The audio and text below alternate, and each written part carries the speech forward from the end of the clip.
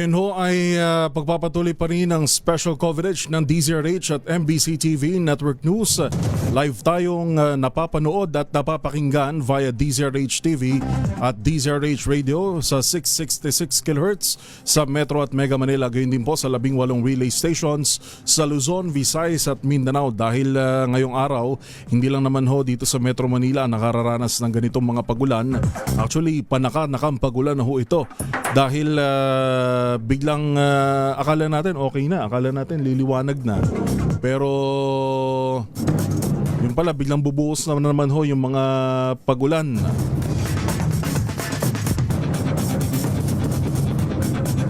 Alamin na natin ang latest mula sa may-ari ng Manila Electric Company, si Manong Joe Saldarriaga. Sir Joe, magandang tanghali po. Si Yuel Reyes po ito ng DZRH. Yeah, Yuel, magandang tanghali sa'yo. Medyo pinakabahan mo ako dun sa introduction mo. Opo, dahil di na rin talaga bago dahil Manong Joe, kaya lagi naming naasahan kapag ganito. At anytime, maraming salamat sir sa pagtanggap ng aming imbitasyon. Lalo na marami nakikinig sa atin ngayon na mga customer ho na Meralco. Sa inyo na po manggaling update sir kung ano ho ang recent developments ho natin. Ito paabot ko lang power situation update as of 11 a.m. Around 107,000 customers pa natin itong affected ng service interruptions. Actually, this was from 167,000 kaninang alas 7 ng umaga.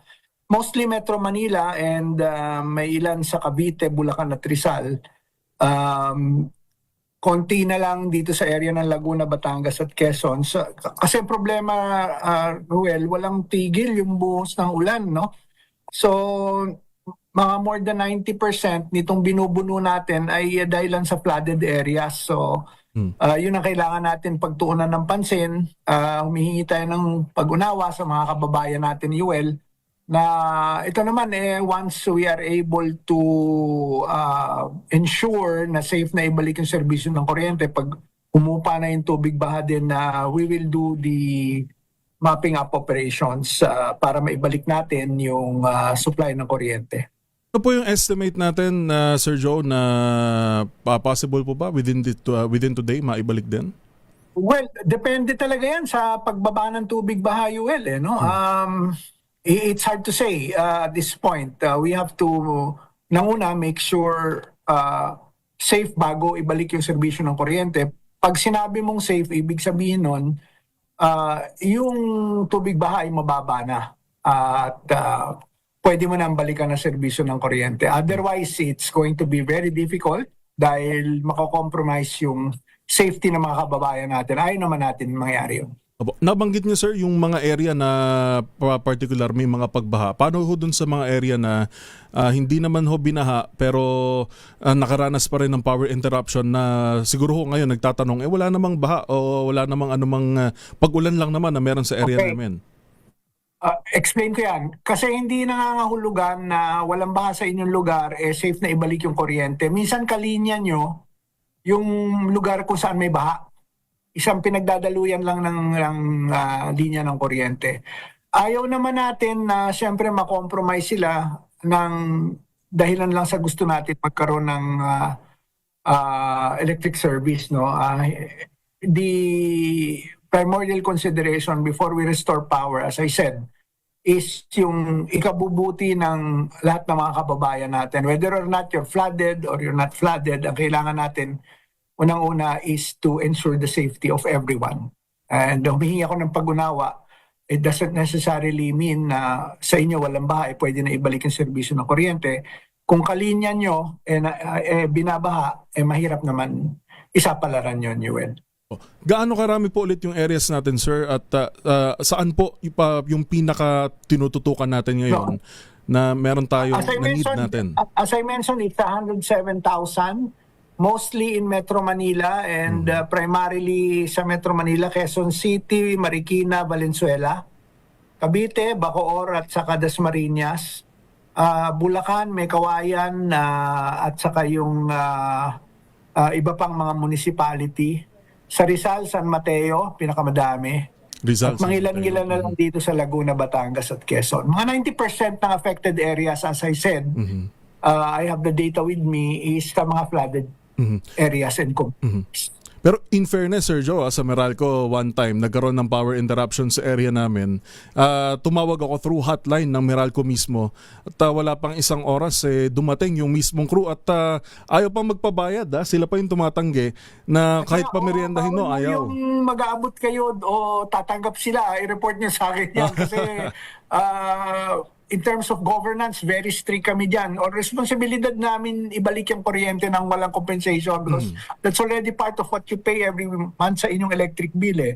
Doon naman sa gustong manawagan sa amin, we have the hotline.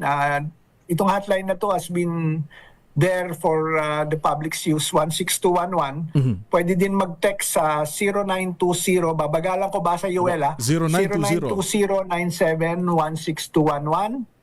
0917-5516211. Nandito na rin kami sa social media sa Meralco Facebook at sa X na kilala dati bilang Twitter sa @Meralco. So yun yung mga pwede na mga channels na contact numbers, contact platforms na pwedeng tawagan ng mga customers natin.